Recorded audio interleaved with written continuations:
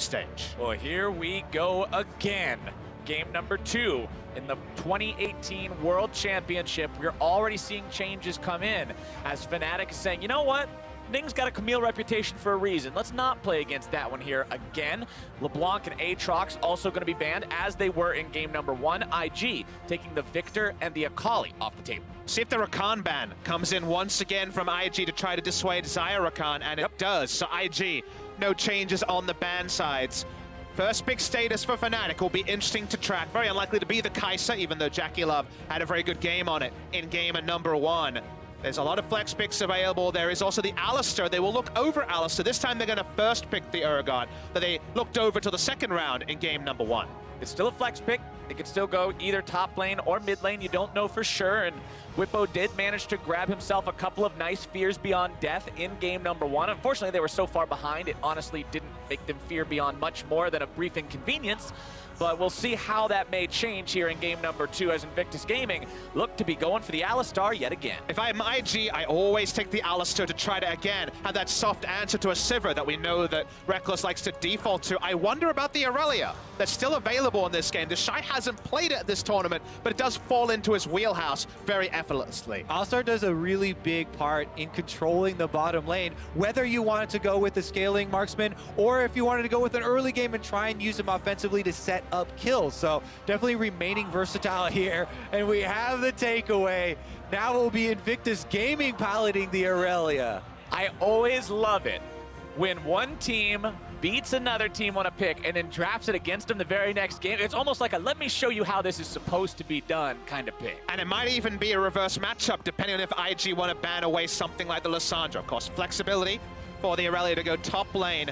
But we see already the Lee Sin Braums, a very strong duo of picks here for Fnatic for their own playmaking. We talked about how their jungle support duo will have to emulate what IG showed in game number 1. Now you could lock Sion, and IG would also have shown both solo lanes, but I imagine they don't want to do that. This is an interesting one. We know JackeyLove plays the Lucian, but there's no saying this Lucian couldn't be going to a solo lane as well. That is correct. This Lucian very well could be flexed around. I like keeping that in the air. That being said, this would definitely be option number 2 for the bottom lane as far as with Alistar. Definitely a very good lane partner, and they can put a lot of pressure out. Well, they're going to ban the Sivir away from Rekkles here yet again. They're really wanting to keep him off that champion that he does have the most plays on so far this tournament. Taliyah banned out now by Fnatic. That was one of those picks that we kind of saw Ning use to break the idea that he's a 2-trick, and he had a very good game on it, so they don't want him to reprise that here, as the Tristana will also be banned out by IG. Taliyah, Jarvan 4, he's played, of course, Karagas earlier in the tournament. Those are the sort of picks he moves to, or a Zac, if he feels he can get away with it. Double ban towards the high tier of his champion pool, though, so jungle is something in a solo lane. That's what IG is looking for. Do they go for something like the Gragas here? Do they really have the ability to do it? They're going to hover it at least. Yeah, I think a more generalist pick here as far as the jungle goes, so you can hold on to the last second, make Fnatic show both of their solo laners, regardless of which one they're going to first, before they make the final decision. It looks like that Gragas will be locked in there. All right, Fnatic, you've still got to pick yourself a solo lane. You've still got to pick yourself that AD carry. IG was focused on that marksman position in the second half of the ban, so let's see where it goes. And it's tricky because you need 2 lanes that can lane against Aurelia, and you have that Lucian at the back of your mind. Rekkles going to jump on the Ezreal here. It's been one of his fallback picks. Does, of course, not get as shut down by the disarm effect that the Aurelia is able to put out. But they still need to find that solo lane. The Azir popped off last time against Cloud9. Definitely a lot of NA fans who have war flashbacks about that one. He's going to bring it out in the mid lane, but what's the result going to be from IG? Caps made expert use of Divide and Conquer there from Azir. Using his ultimate to knock back a lot of melee threats is going to be very key when you're facing something like Aurelia and possible roams from the side lanes. Here we go, though. Will be a switch up to the top lane, and we get the Shy on Aurelia versus Bwipo's Urgot. The Shy on Aurelia, that means rookies on Syndra, and the Lucian will go bottom to JackeyLove to play against the Ezreal of Fnatic. We talked about how we wanted to see changes from Fnatic in the second game because the first game just did not work out at all for them. Are these changes the right ones? They've definitely at least diversified the damage portfolio, not an all physical damage comp here. Azir with the consistent damage alongside the Ezreal. When they played the Azir in semis, it was a much more squishy comp with an Azir to finish off. This is more of the old school. They have a pretty big front line and then Azir to do consistent damage behind it.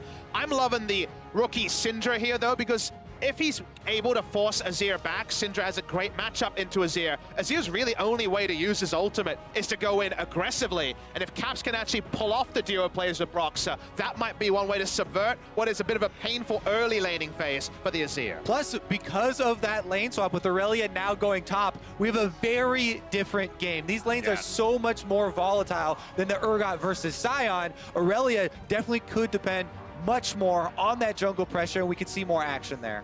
And this is more of the champion that people think of when they're talking about, oh, I want to see the Shy pop off. When somebody pops off on Sion, they're like, man, that is a big meatball of a champion. He can't die. Look at all that armor! Oh my goodness, they just can't kill him no matter how many times they shoot him. But with Irelia, you've got some serious potential for mechanical outplay, and the Shy has absolutely shined on that kind of opportunity. And if you've been waiting on the Shy Aurelia, you've been waiting all tournament. First game that he's actually going to be piloting that pick, so going to be hyped to watch. That matchup also goes the other way with Urgot just running you down from full health and shredding you, so certainly could swing a snowball match up top, and to some degree the matchup that if Azir is going to do anything, he's going to have to be aggressive as well. So let's see if the junglers can set them up. Welcome to Summoner's Rift. We're on it for the second time today as the teams will once again draw those lines of scrimmage as we saw in game number 1. Broxah again piloting that Dark Harvest Lee Sin. We're going to see how well that plays out for him here this time around up against the Gragas from Ning. See if Broxah can get his team going with some of those big signature Lee Sin plays early on. All right, let's see if we get some vintage Invictus Gaming style with 3 aggressive lanes trying to make their own plays early on. Ning now on the Gragas.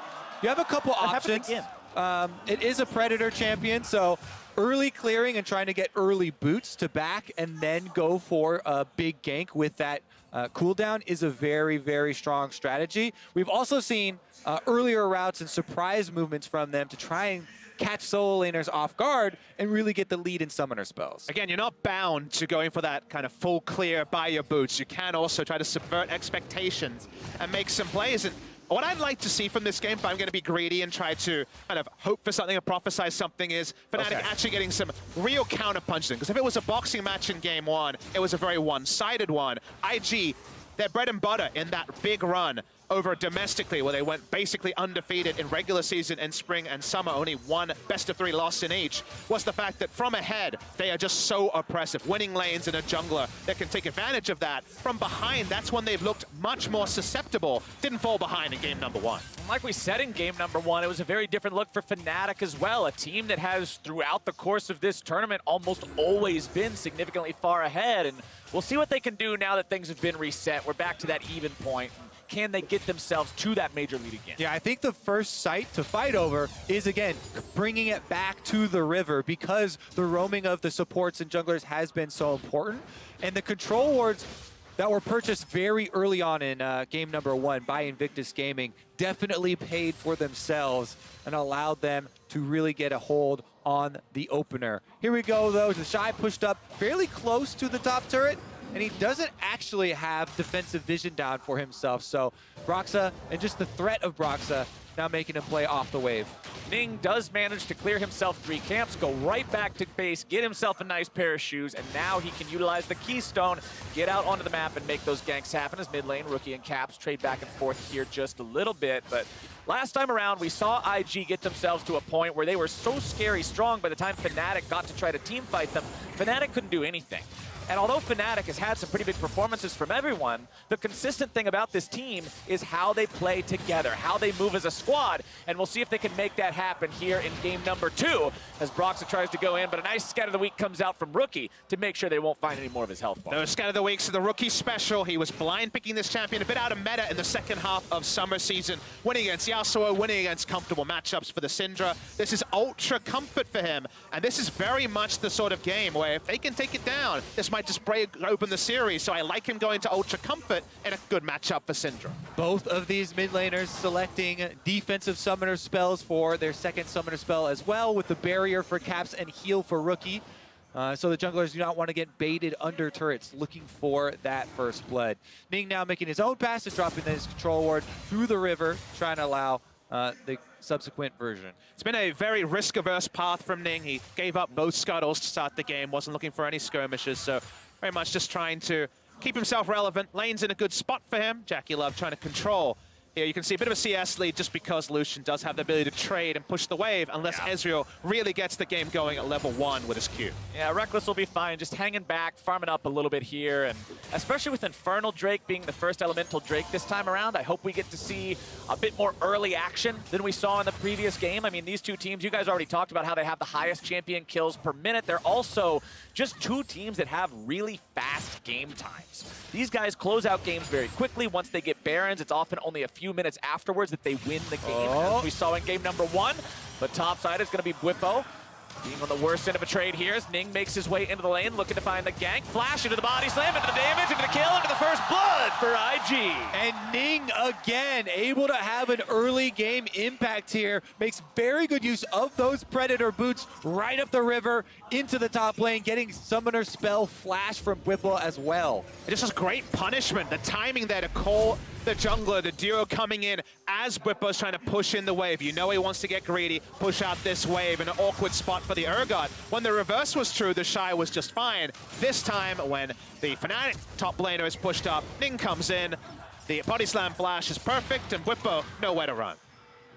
Bwipo being picked off. First blood going over to IG puts them at about a 700 gold lead here. Bwipo will make his way back into the lane now, but Ning is making a return visit, and he's making it rather quickly. The Shy going in, tries to find the stun, dash away from Bwipo, gonna buffer through the duration. As Shy goes back in, gonna drop the Vanguard's edge. Ning wants to show up here as well, grabbing the kill onto that one. Brox are gonna be taken low. Can't show up in time to save the top laner, and that is 2 for IG. Bottom side is Balan going in to force out a 2v2 here. Flash out from Rekkles to keep himself alive, as now they might be looking to turn things back around, but Hylissang is quickly losing way too much health. This top lane situation is exactly what we cautioned against in Champion Select with the switch of top laners. Top Focus gets 2 kills now for Invictus Gaming, and then bottom lane we just saw their summoner spells blown on their own. And that's the problem. It exacerbates the problem on the top side, as that 2v2 Rekkles went for a very conservative flash away there. He would have known, of course, the jungler couldn't be bot side. He was showing top side after the successful gank, but he makes the defensive play. It's a sign of where the comms are for Fnatic here. They're feeling defensive. They're understanding that after 2 kills go in on the top side, things are starting to once again slip away. And I want to harken back to Champion Select, where we mentioned the volatility of the top lane with the way these picks are playing out. When you talk about a volatile matchup, you don't want to see your guy falling significantly behind in CS and going 0-2 in the first 6 minutes. If you're talking about a volatile top lane matchup, you're inevitably in the same breath talking about the junglers and Ning. Dodging action in the start, giving up Scuttle Crabs to get his summoners his mid lane. Oh, Caps tries to go for the Shurima shuffle, but instead he will be too slow on the trigger, and that means Rookie with a good flash will negate the summoner spell usage from Caps and keep himself just fine. Yeah, Flash is traded there. Barrier also used by Caps since the ultimate from Rookie expended to try and threaten him upon getting into turret range. That also has attracted supports. Everybody's roaming down to the mid lane because these are flashless mages here with a lot of damage output and not a lot of escape options. It's going to be a party in mid lane, gentlemen, as Ning and Balan look to clear out some vision, move up towards the mid lane. Hylissang's in some trouble. Caps wants to be close enough to allow Hilly to jump away. He will get himself away for now. The cast doesn't hit. Hylissang stays far forward enough to make sure that doesn't happen, and Fnatic are striking back with a punish. Ning gets taken very low, but he will miraculously survive. He pops his potion, 20 HP is enough to keep Ning alive. The crowd rolls for that one, but damn, it was close. That is one where you wipe your brow a little bit, almost went down for missing his ultimate there and not securing the kill. But in the end, everybody does get out, and Broxah has made his way up to the top lane. Broxah wanted to find some help here for his top laner. Shy's going to be taken very low. Sonic Wave not finding the mark. The Shy still looking to make a kill happen here, but he will not do it. And Fnatic get themselves on the board. Broxah answers back here on the Lee Sin, comes in with red buff, and they get a kill back for the top lane. Ning is going to come to just secure the minions here because there's no teleport for the Shy once he gets back up, and that is a cannon minion wave. Here's the high-octane gameplay we didn't see in the first 9 minutes. Even though the previous game went pre-30 minutes in the ending by IG, first 9 minutes there were no kills. We get 3 in the first 9 this time. And also, as we start the replay here, we see on the top side, Bwipo much more comfortable in this matchup, despite the Shy getting 2 kill involvements early. The ult doesn't end up actually triggering, but Brox is in the right place. And again, a big reason for this gank from Broxah is because Ning just missed his ultimate and was chased out of mid lane. That gives full priority over to the Fnatic jungler to try and make use of the time where Invictus Gaming jungler had to recall, had to pay for his mistakes. And there, they do find a reward. And the agency of the jungle and support to impact the game is something actually that Rookie was talking about yesterday in some of the media interviews, talking about the fact that he lost, or I should say his team, Invictus Gaming, lost 2 games in a row because specifically Fnatic sent more members mid and negated his influence. This time IG's giving the backup that he was calling for in the press interview. All that being said, the Shy on this Aurelia still with a significant CS lead and a very threatening possibility here of running away with it. Syndra is one of the greatest Yoink! jungle camp controllers that there is. You just yoink the crab away from your opponent, say, that's my crab. And you don't let Broxah even have a chance to smite it away like game number 1. They learned their lesson, and they're still 700 gold up compared to Fnatic. But what I'm looking at for Fnatic right here is the fact that they are not just letting IG take over things. Broxah striking back at the top side is a good omen for them. And again, it's all about getting to the point where you're on even enough ground to let that 5-man team play really shine. And it's also about your fundamentals, because you look, 3 lanes here are losing for Fnatic when it comes to the carry CS numbers. So very much they need to double down on the vision. You can see a control one on the top side of the mid lane here. Know where they're strong and actually push for some advantages in lanes, because if they all passively lose out in the CS department, one team fight goes the way of IG. You can't be surprised if some of those jungle camps, let alone CS, are being denied, and the gold lead will be further exacerbated. I would also say that regardless of the last couple of plays here, Ning on Gragas with the 2 kills has Sorcerer's Boots and upgraded jungle item. That is a huge amount of burst damage. So with Predator ready, he can go for another kill immediately. And there comes the Predator right now. Vanguard's edge thrown down. Bwipo trying to get himself away. Ning still looking to find that flashing the body slam, and it's a killing spree for the IG jungler. Yeah, with the flash advantage, it makes it trivial, honestly. Predator move speed in there, and he's able to secure it. But he took the kill again. He's not giving these last hits over to the Shy, which may be a diversification that Invictus Gaming would want later in the game. I gotta say, I'm happy to see the assassin AP Gragas come back. Season 1 world champions Fnatic. There's a lot of irony that it's the AP Gragas that's keeping them down in game number 2. Yeah, maybe some waves to Suchet.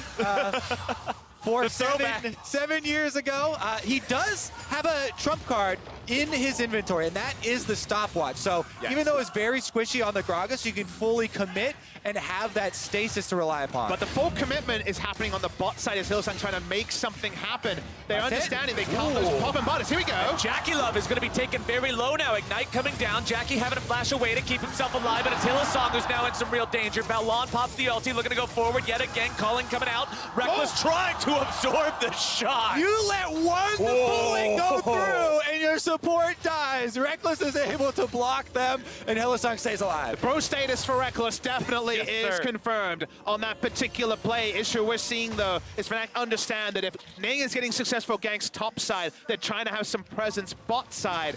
The fact that they're, in these cases, still trading down means that we need a Broxah special, and we need one soon to actually get the tempo of this game, the pace of this game, to finally be in the control of Fnatic for what it feels like the first time this series. All right, vision set up here for both teams around this Infernal Drake. And Fnatic have seen this movement, and that's going to be enough to send over the reinforcements. Look at the mini-map. Everybody's coming. The Shy does have teleport ready. Aurelia could join. True Shot Barrage finds its way onto Rookie. Broxah still hanging around. The Drake is still aggroed. He's still very mad. Broxah wants to go back in and start putting damage onto that health bar.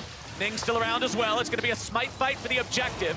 Brox is the one tanking for now. Scatter the Weak coming through. Secured by the side of Invictus Gaming as Bwipo's going to be on the front line and Broxa tries to escape. It's now in isolation down onto the Fnatic top laner who gets taken out immediately. And IG find objective and kill as dessert. Two big plays for Ning there, landing the smite with his barrel as well to secure the Infernal Drake, and then the ultimate splitting off Bwipo from the rest of Fnatic, allowing another kill. And this one to go over to a main carry for Invictus Gaming. Rookie on Syndra now will have the extra gold. That Drake was begging to be taken. 426 HP was the value we saw. Smite was available for Broxah. It was true from Ning, and then splitting up the team fight with that barrel. It's so much about the supporting cast in this first and second game, and Ning can hold his head up high.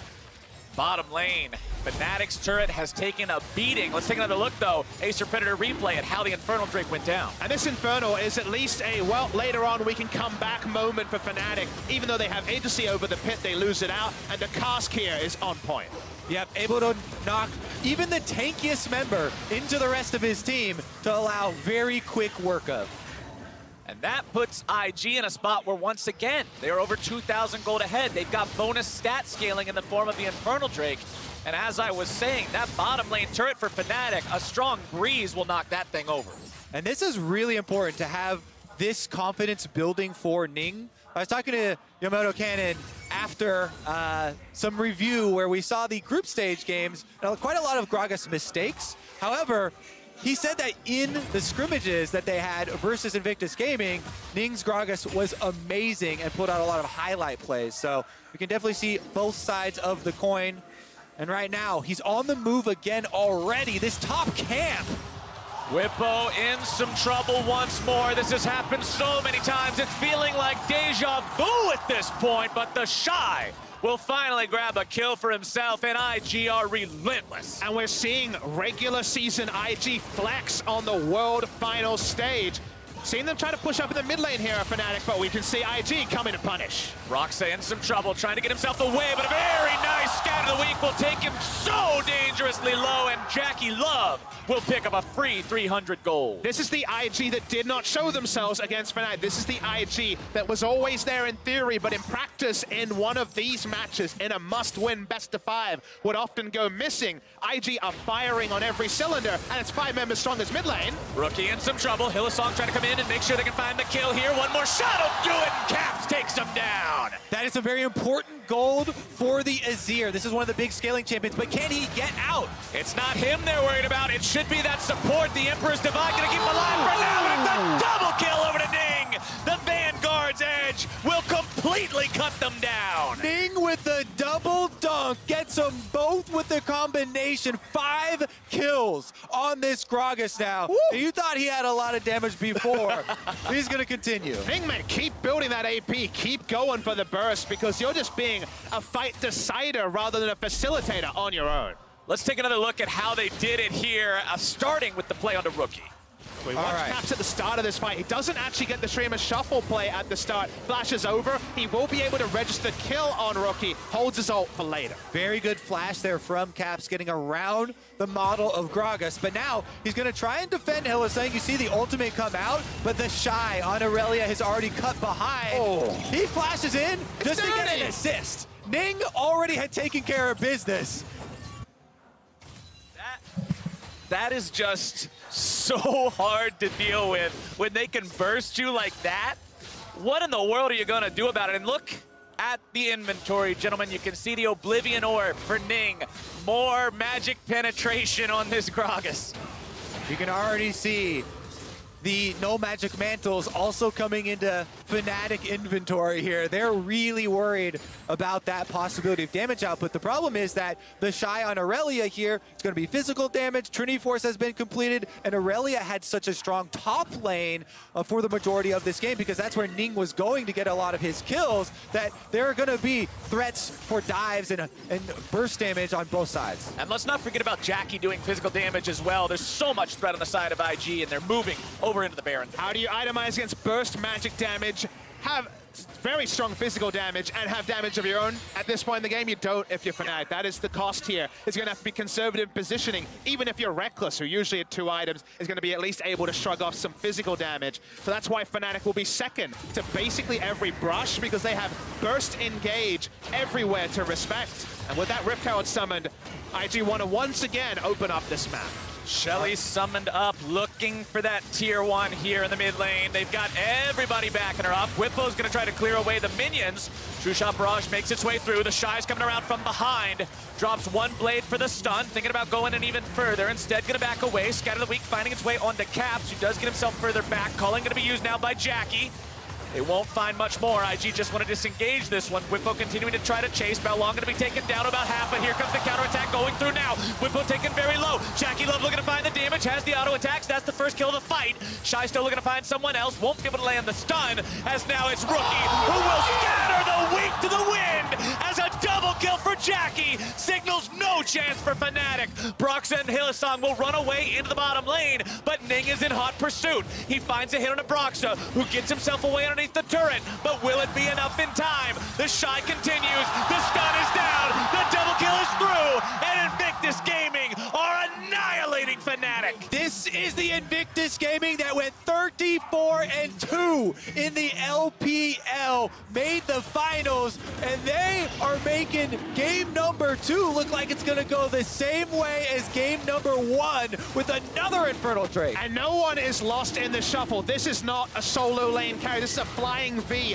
of death approaching the Fnatic members and finding them wanting. Knowing your ranges and hitting that flash Scatter the Weak was insane from Rookie halfway through this play, but they've got the damage down. We mentioned the table setting of Fnatic wanting to fight behind frontliners. No one's tanky compared to all this damage IG can do, and when the re-engage starts, the pain never ends. Battleland there had a very good interrupt. Look at the chase as after they get Whippo, the tankiest member, Invictus Gaming trying to rush them down. Rookie was looking for that stun the entire time. 3 members lined up against the wall, and he finds it. And it's just a ability to clean up from here. The Shy waiting for his moment. His ability to spread his lead on top lane Aurelia has been the best I've seen from the Aurelia players, which is an amazing mechanics from people like Smeb. This is the Shy just being able to spread his lead from top to mid, and now bot side is Fnatic sticking in a bush and hoping something can happen. Fnatic want to make a play onto the Shy here, but the thing is,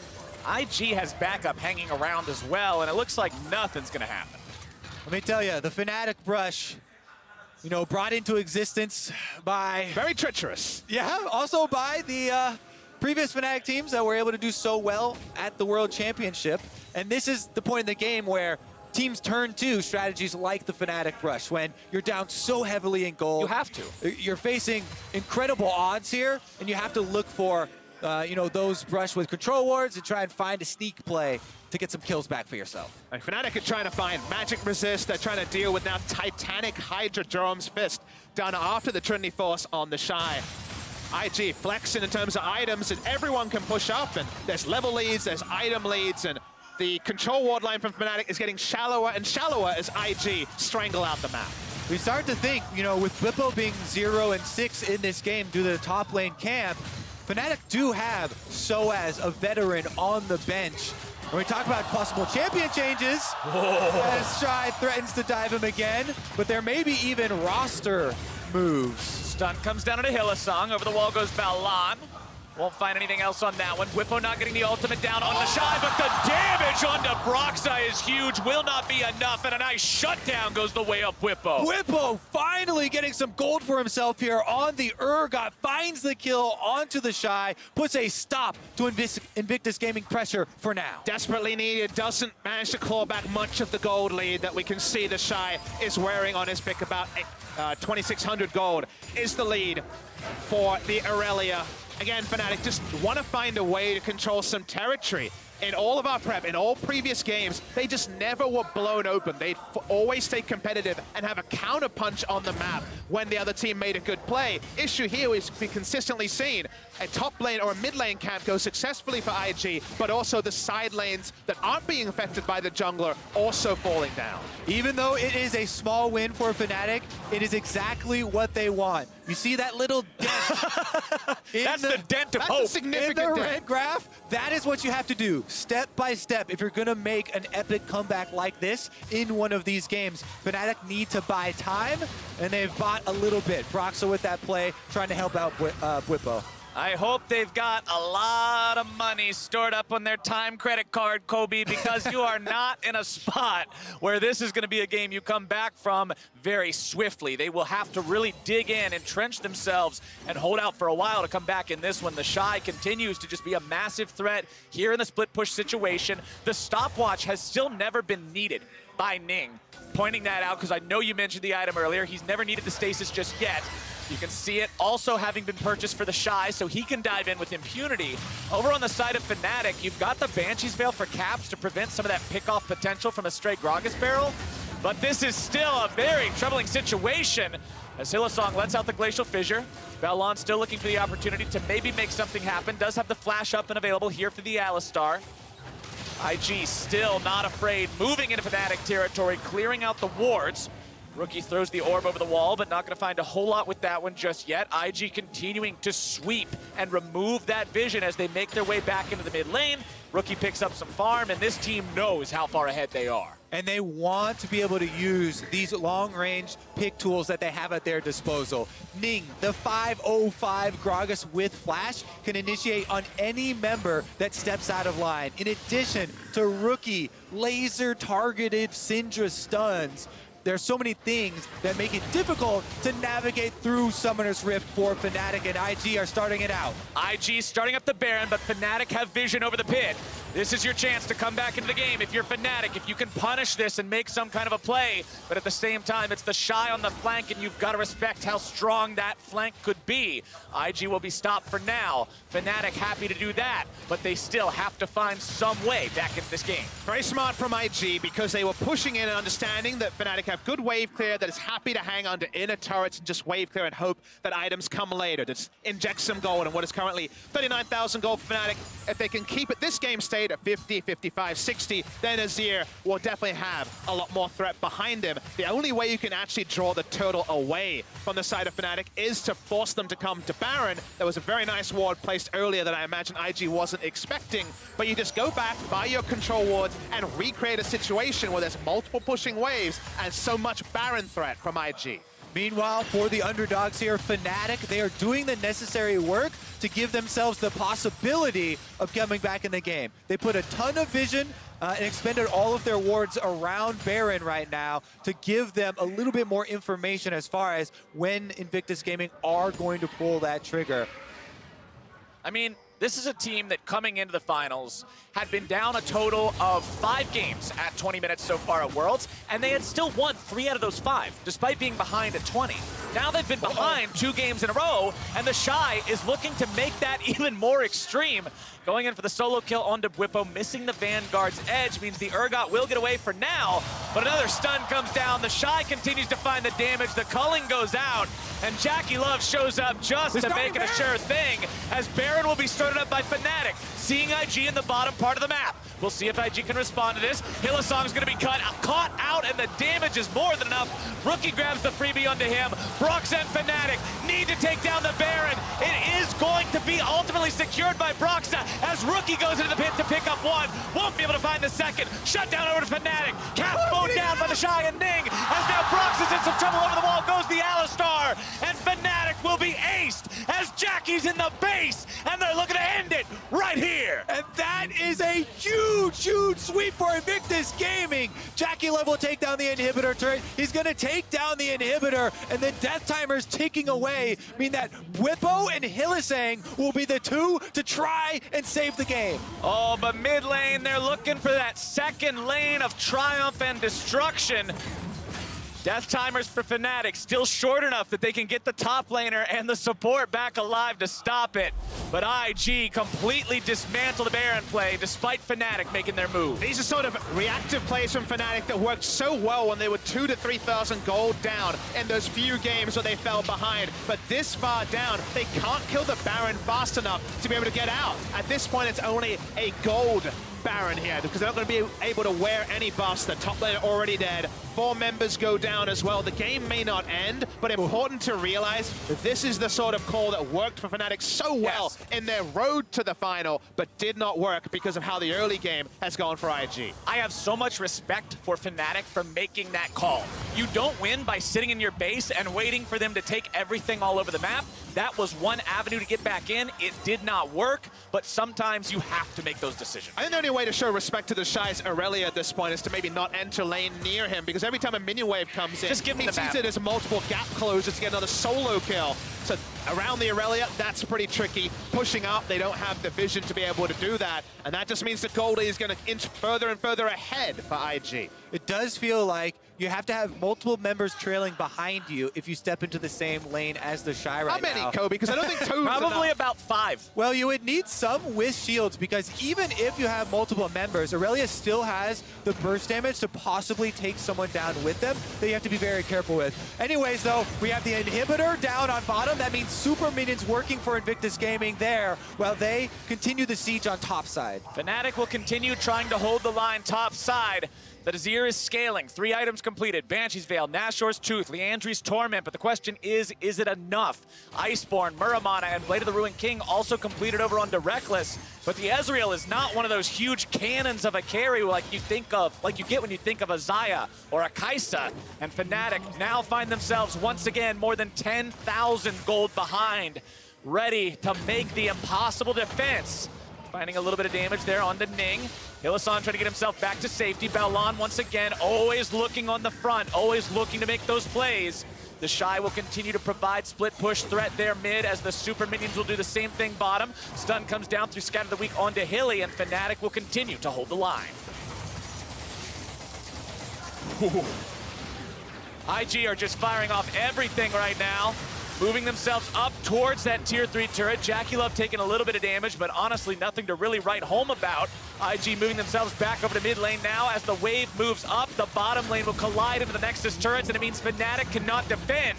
Invictus Gaming are on to inhibitor number 2. The Shy finds the stun. He'll be shuffled back into the Nexus turrets. That's exactly what Fnatic needs. Fear Beyond Death finds him, but he's still going to be going into Resurrection. Hilly taken very low. The cast comes down. It's Jackie on a rampage, and IG are still managing to find the fight. JackeyLove will go even further. He'll force Fnatic back, and IG will have to retreat for now with no minions onto the Nexus turrets. The Shy wants more, but he bites off more than he can chew, and Brox has got the shutdown. The Shy is certifiably insane. Re-engages again and again. He could have gotten away, but his hand is still in the cookie jar because the Shy plays on that razor's edge between genius and madness. And so far this world, it's been genius almost every time. His whole arm's in the cookie jar. Look at the man. I mean, he's literally trying to 1v5 under Nexus turrets right now, relying on the Guardian Angel plus his flash to come back up at the exact same time as Ning uses the Gragas ultimate to knock away Fnatic. Was a very good escape from them, but Invictus Gaming, out of all of that, they weren't able to take down any other member of Fnatic, and then this is a legit 1v4 attempt at the Fountain. Yeah. He knows he's not coming back from that. Well, you know, it's a one-way ticket. 10 players there definitely would have fully disengaged, but the 1 out of 10 is working out just fine for IG. Is honestly, this is a squad maturing in front of our eyes. There's a reason that Froskuren talks about how this squad in the LPL could never get it done, that wasn't consistent, that wasn't the best team domestically, but internationally, growing up in a tournament like this, you take your hats off because, again, a squad performance has come out from IG.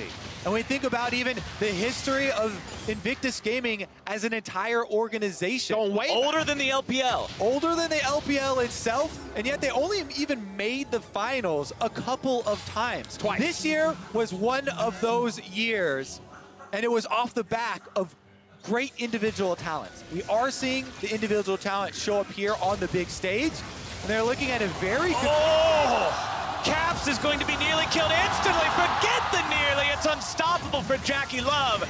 as the enemy mid laner being down is the green light for IG to push for the end itself. Rux is eliminated next. JackeyLove's gonna be dragged in. Fear Beyond Death, a shutdown over to Bwipo. Fnatic make their last stand here. Vanguard's Edge finds its way onto that Fnatic top laner. It's a double kill over to the Shy, and Invictus Gaming will continue their push. A beautiful cast brings Bwipo to his death as Rekkles will nearly fall in the fountain. He can run away, but the Nexus cannot. It'll be brought down, and that's IG taking us to match point. Big smiles from the IG members, again maturing in front of our eyes. If you looked at the facts, if you looked at the tape, Fnatic came in very, very well equipped to deal with IG in this best of 5. But it was the intangibles, it was the ceilings of IG that had never been explored when it came to actually performing in the clutch. And while this series is not over, we are seeing some of those ceilings today on the 5 members. They've done it with a standard tank in the top lane. They've done it with a carry in the top lane now. Scaling marksman, early game marksman. IG seem to be firing on all cylinders. And the scary question is, which one did they wear best, the tank or the carry? Because both of them were about as one-sided matches as can be. So if they can do both of them at this level, Fnatic are gonna have to redefine the battlefield, find a way to harness the momentum that got themselves here, because so far it has been amazing stuff from IG. You're talking about ceilings, and right now for IG, it looks like the sky is the limit. But for more on how they are one win away from being world champions, let's get a breakdown from the State Farm Analyst Desk. Thank you very much, Captain Flowers. The dominance continues for the LPL representatives, and Invictus Gaming moving to 2-0 in the series. Match point already. But this game, too, was eerily similar to game 1 in the way that it played out. Granted, we did have some differences in champion select. I think the adjustments were good. We saw a composition that didn't have full AD. We saw some opportunities. The Camille got banned. Lee Sin had a better jungle matchup. But I'm still frustrated with the fact that Alistar goes through. Yeah. I think Alistar's just too powerful. Alistar has been great for Battleland, but I want to talk about the style from IG. And I'm not talking like play style. Just styling. They're dancing on Fnatic right now, and they did it in draft phase as well, because you look at the first game draft, where Fnatic picked the Urgot and the Aurelia. This time, they don't even give them the option with the same counter pick up that Rookie was able to play into Caps. That is a gauntlet being thrown down, and then just jumped away from when he plays the Azir. Then they swap it up top lane, make Bwipo 06 with the help of Gragas.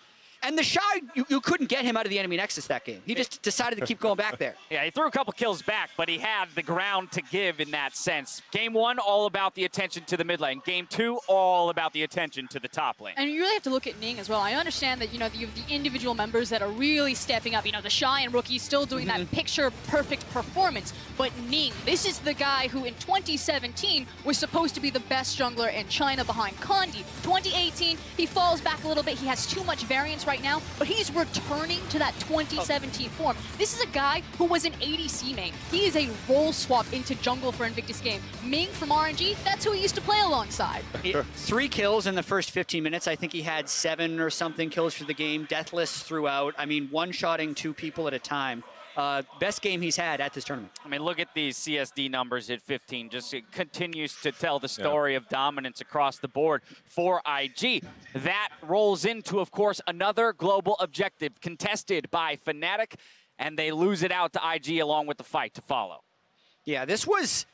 It's a tricky fight at the Infernal Drake, right? Because you're trying to stop the opponent team from getting the Infernal Drake, but IG had so many lane advantages. I don't believe we quite have the clip up on the screen yet, but it was definitely an important part of the game. That's pretty much a microcosm for the game. Shining versus just no one. I was going to say. Because it was already dead. You've seen everything you need to see, ladies and gentlemen. No, I believe we will be coming in with that play shortly, if possible. But thoughts on the way that this series really broke, or game rather, broke down? For me, the series showed me the IG that I saw in scrims. The scrim god IG. Ning mechanically playing very, very well. I think Caps performed good in this game. He had some CS advantages, picked the Azir, got countered, still did very, very well. And we've...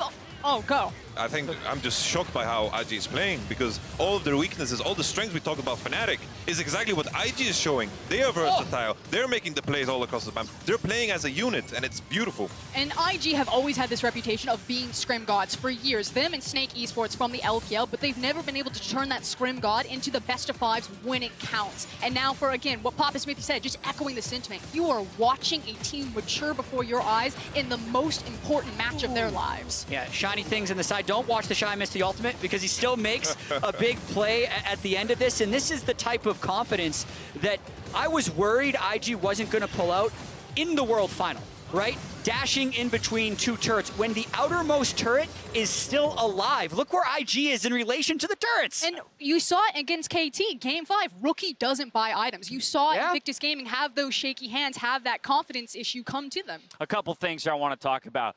Broxah, best performing jungler in the tournament, coming into this best of 5, and Ning is making him look terrible. And so questions around how Broxah kind of recovers from this, because he had a good matchup. You called it out in this game, a better matchup when it comes champion to champion, and yet he couldn't necessarily convert anything. I will say it's kind of hard to say if it's on Broxah or if it's on the laners. Something is not clicking, however, because every single time Broxah is opposite side the map when Bwipo is getting caught out. It's easy to say that's Bwipo's fault, but I think it's a communication problem. Either they're not tracking Ning, he's getting better backs, he's having better ganks, but I don't know if it's all on Broxah, but he's in the wrong place. I felt like the jungle pathings of both players were very predictable. Lee Sin got the double crab, which is what's supposed to happen in the match, so he's supposed to reach level 6 first. The Gragas timing of the gank on top was something that was very predictable. They did the jungle pathings in opposite directions, and the timing of the jungle spawns is just going to be in a very, this fashion where they kind of mismatch all the time. With Bwipo starting 06, I want to see Soaz in Game 3. Yes, well, I'll have please. the answer for you. So, there it is. Soaz is in.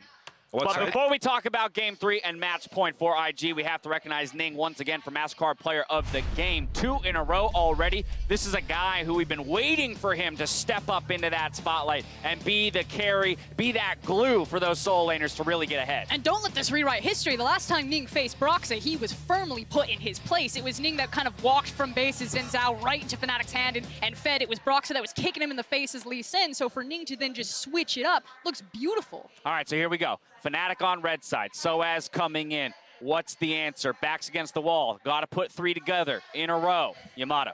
I think they need to hope that Soaz can bring everyone together, because I don't think it was primarily a Bwipo issue. I think they need to just recharge, reset, and just come in with these ideas of picking strong matchups, because I don't like this Ezreal, don't like this Jhin. Let Rekkles play what's good. They can't let Rekkles get pinched out. They got to pick his AD carry first phase. We talk about taking the 50-50s and the 60-40s with confidence. That's what IG's doing. Fnatic's going to have to do it plenty if they want to push forward to victory on this. For IG, how do they keep Fnatic at arm's length and end it here? They've already got the confidence. They've got the momentum. I say IG, Jio, end them. You can smell the blood. All right, just keep pumping it forward. As the first global sponsor of League of Legends Esports, MasterCard is